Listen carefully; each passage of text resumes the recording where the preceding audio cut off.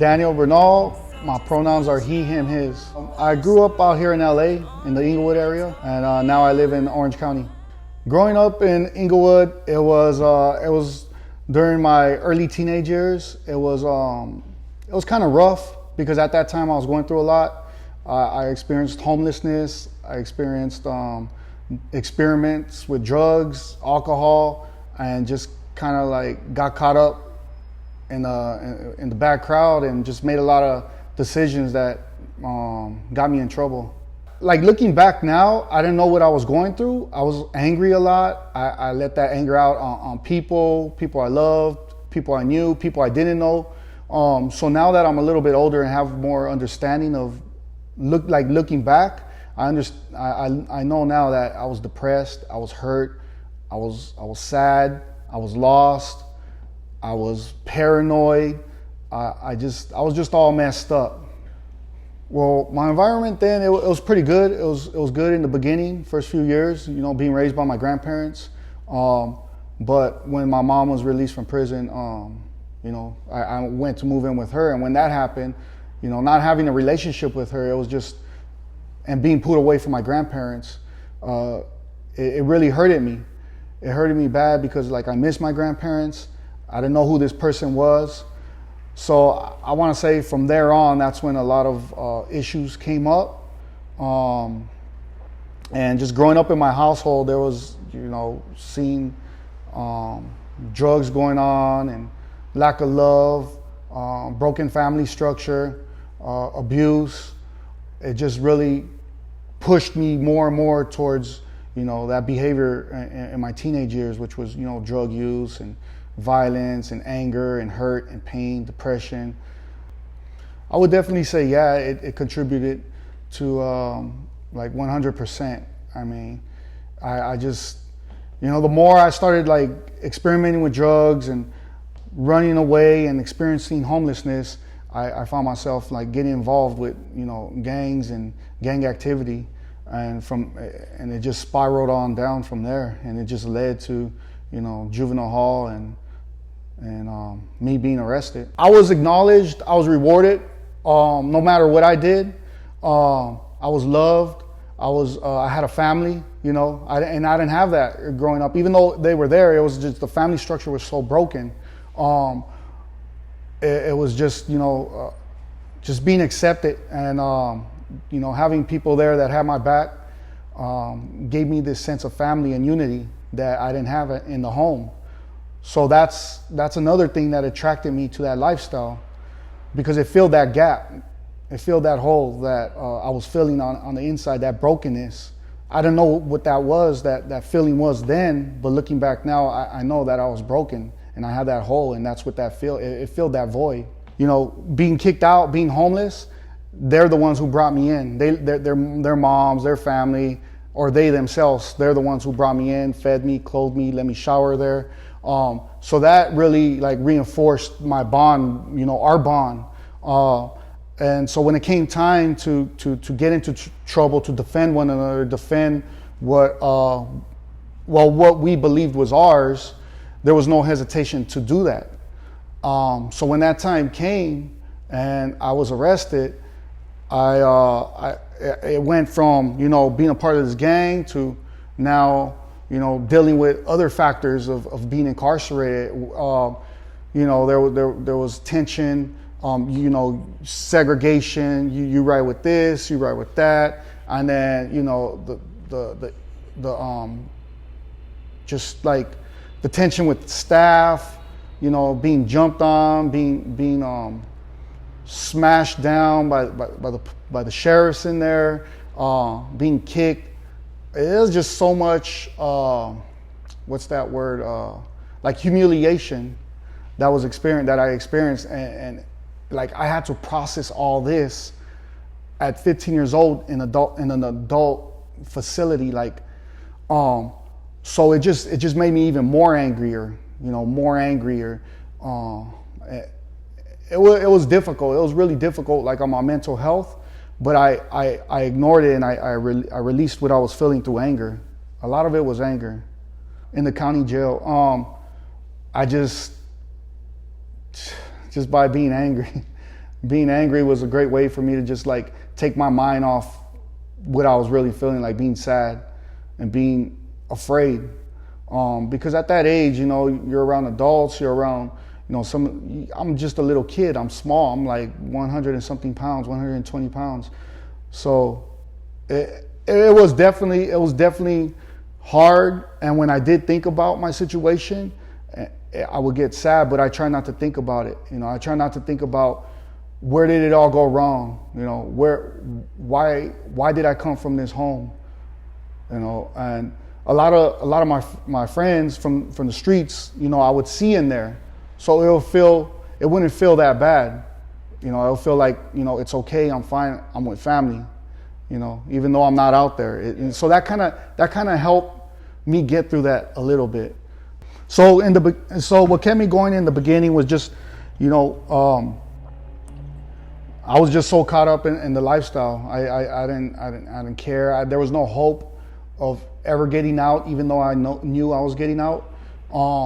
Because whether I was out or in, I was still surrounded by, you know, by family. So it didn't really matter to me where I was at, whether I was out and in. And I started to lose touch with reality about life in the real world and what kind of life I could have. Because there was only one life, you know, that I was living. So this is all I knew. So it took a lot of years of just, you know, getting into trouble, being defiant, and just experiencing a lot of like hurt, pain, just everything that comes with being incarcerated. You know, the abuse that I experienced, the abuse that I witnessed, the abuse of power is what I'm saying. And then, you know, of course, the violence that goes on in there.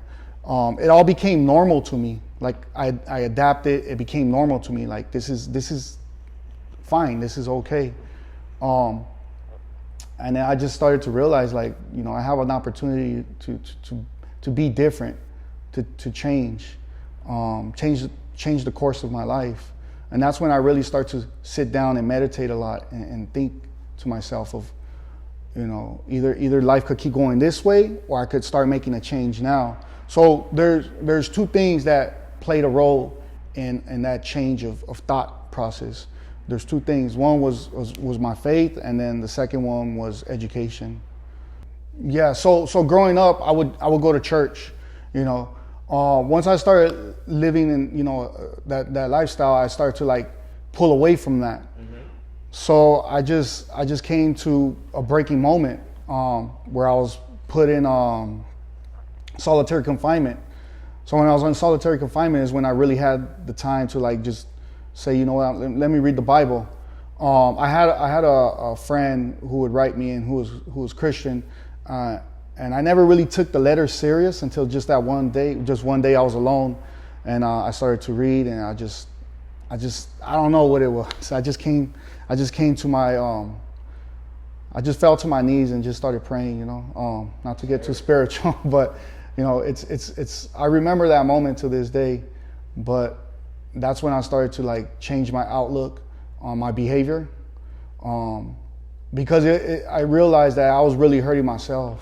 Mm-hmm. You know, I was really hurting myself, and I was digging myself into a deep hole. And I was when I thought about it, I started to realize that I'm alone. I'm lonely. You know, I didn't have no family. I did have family, but the connection, you know, it was lost. It got lost because. So another thing that led to me getting involved in this lifestyle is like growing up, you know, I had family members who were involved in you know, in gangs and stuff like that, and had contact with, you know, the law and the justice system. So it was, I guess you could say I kind of grew into it because it was normal around me and in my environment and the communities I lived in. People I would lived around, either they've been to jail or, you know, came close to going to jail.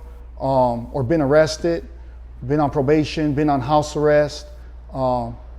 Those were their experiences. So I kind of like grew up around that in a way. So maybe that's another reason that a factor that played into, you know, me normalizing the things that I've done. Well, it didn't really impact it much, because like I started to do education. There was other people around me who were doing education as well, and it didn't really impact it much. It was a peace. Like I started to feel more at peace, and I just I don't know how to explain it. It didn't really impact it much. My family on the outside, there was no contact with them. You know, my family around me, a lot were happy for me. You know, and you know, a lot of them will come to me for advice sometimes. Well, the ones that were close to me, they would kind of make fun of me because, you know, they'll say schoolboy and stuff like that. Yeah. But it started to, I think I was afraid. I was afraid to make that change and change my mindset because, you know, I was really afraid of getting out. You know, I was afraid of getting out because, like, where am I going to live at? You know, I've been gone away for this long. What kind of job skills do I have? Where am I going to live at? I'm not going to live with certain people because, you know, of their lifestyle. It's just going to be this cycle. So once I started to make that change, it's like it was fearful at the same time because I didn't know what would come next or how I would be able to support myself. When I got close to my release, I was like, really, I didn't know where I was going to live, so I started looking into like homeless shelters because that's the only place I thought I could go. So my reentry process, there was a program in LA. It was called MCRP. So it allowed you to serve your last 6 months there, if eligible. And I ended up going there. So I like I said, right before my release, I was looking into homeless shelters because I didn't know where I would live at next. So when I was told about this program and if I would like to go, I said yes. And so I went. And so that kind of helped my reentry process because I had the opportunity to do my last 6 months there. I mean, this is like a 4-story, it's an old building, but it's a 4-story building with beds, all beds. And we're all re-entering back into the community. So many serving different amounts of time from like a few years to like life, ex-lifers. So that program kind of allowed us to transition back because they'll give us passes to go out into the community. So I just got there and I just, you know, connected with some people either I knew from jail or prison or people I met there. And we just stuck together and supported one another. And, you know, we'll go on our outings together. We'll go to job training together.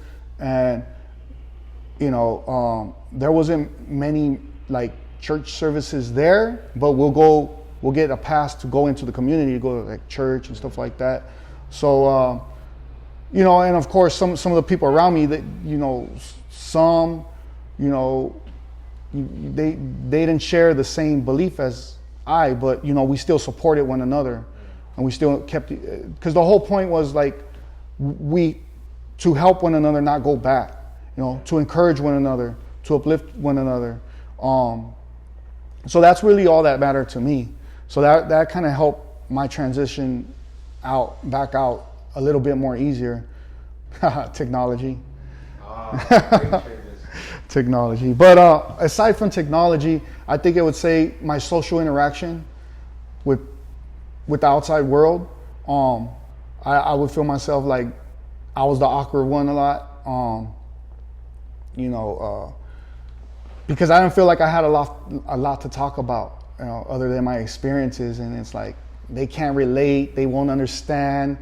Can I trust them? Can I share this with them without being judged, being put down?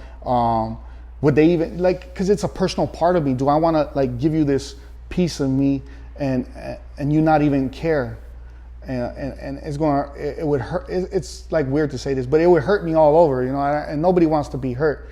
I don't care how macho someone is or not, but nobody wants to be hurt. So I don't want to share a part of my past that's really a big part of my past that has trauma, anger, hurt, pain, violence, all this stuff.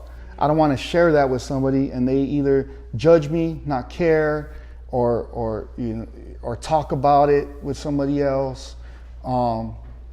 So that was a hard part for me, to get out and be able to like socialize and communicate with people and tell them about who I am, not what I've been through, but who I am.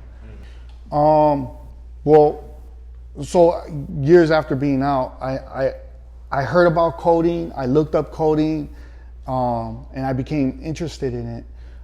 So on Facebook, there's a group for formerly incarcerated individuals who are either pursuing higher education or like doing something out in the community. And Maria, who's on there, I posed the question like, does anybody know any programs where I could learn coding at? Because I remember seeing it posted before, but I couldn't find it in the feed. So Maria was the first one to respond with Emergent Works and told me about it, and just gave me all the information about it. Said if I had any questions I could ask her, and I went from there and I signed up to it, and I never looked back. It's been like amazing. I've done 2 cohorts. Just the community, the support, like the endless support, the community, just the education that's shared, the mentors that we're paired up with, the empathy they have, the concern, like they have a real, they really want to help. And it's just been like overall like a great experience.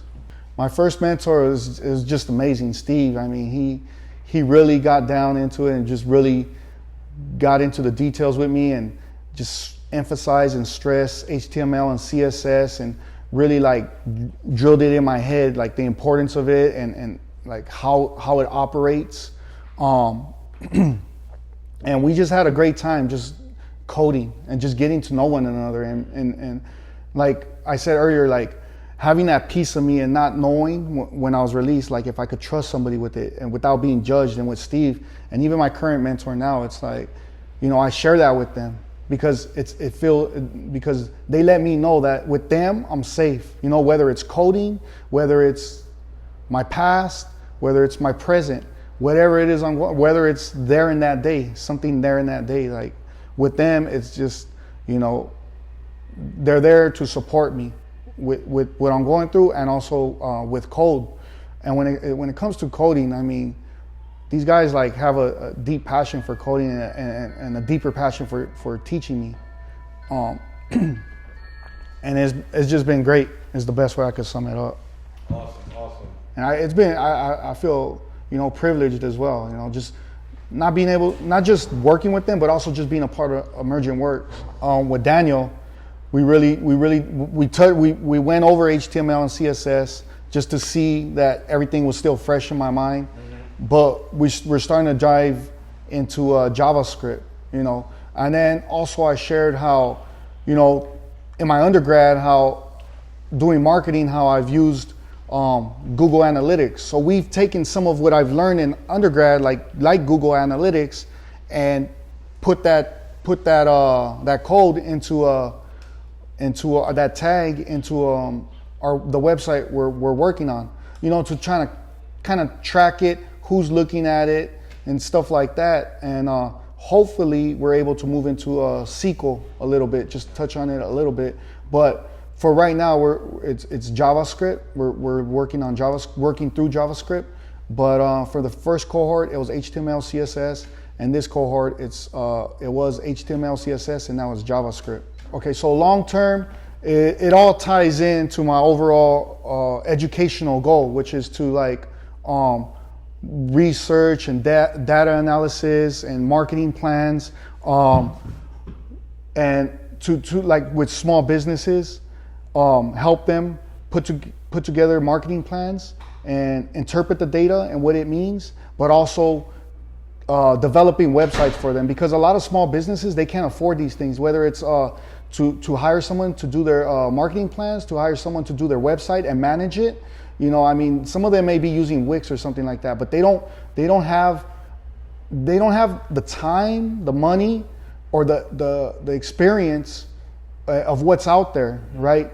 And in order for them to be able to thrive, succeed, and compete against other, from my point of view, other people who are coming into our communities and kicking us out and you know, making it their own, and forcing some members of our community to either become homeless, or, you know, unable to support themselves and their business, something that they planned probably their whole lives, put all their money into to grow, you know, to live this American dream, like to go down the drain because other people are moving in and like pushing them out because they have the money and they have the resources and they know what marketing plans are, or they are able to hire somebody that knows about data and how to like use that data to help their business grow. So that's where I would like to come in, using my educational experience with in the long term, data, marketing plans, and doing research for their business, and also building professional websites and hopefully teaching them, and hopefully, you know, on the weekends, some, you know, because our communities are growing. A lot of nonprofits, our grassroots organizations are popping up to help our communities, and, you know, maybe partnering with them to run like a Sunday school of coding, an hour or 2 hours, you know, because volunteering is something I really like to do, especially when it involves our youth. So if I could really like learn this even more and teach, you know, our youth how to code, it would be awesome. Well, there's Emergent Works out there, you know, there's a lot of organizations out there. So I like to say that, you know, because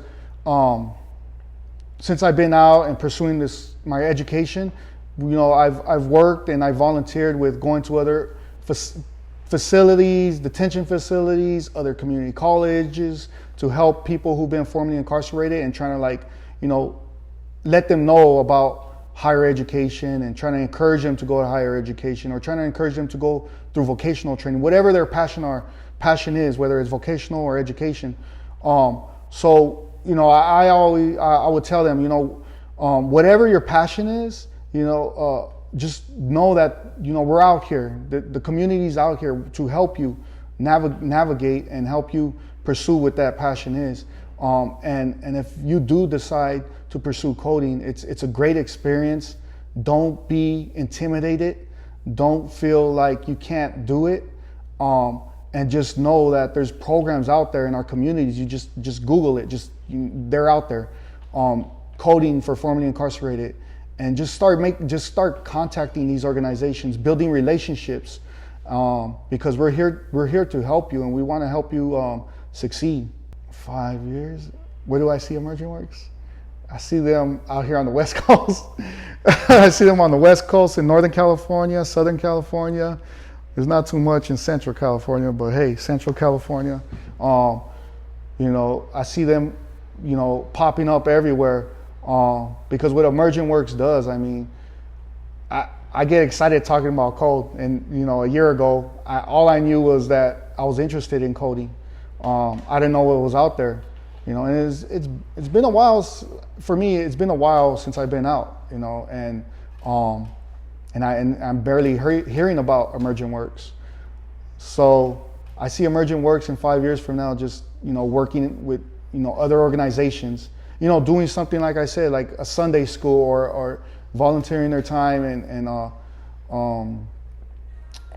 after daycare for you know, our people in lower income communities, and teaching the youth how to code. My name is Daniel, and I'm a former mentee, and I'm a proud member of the Emergent Works family. And I believe excellence in code can come from anyone.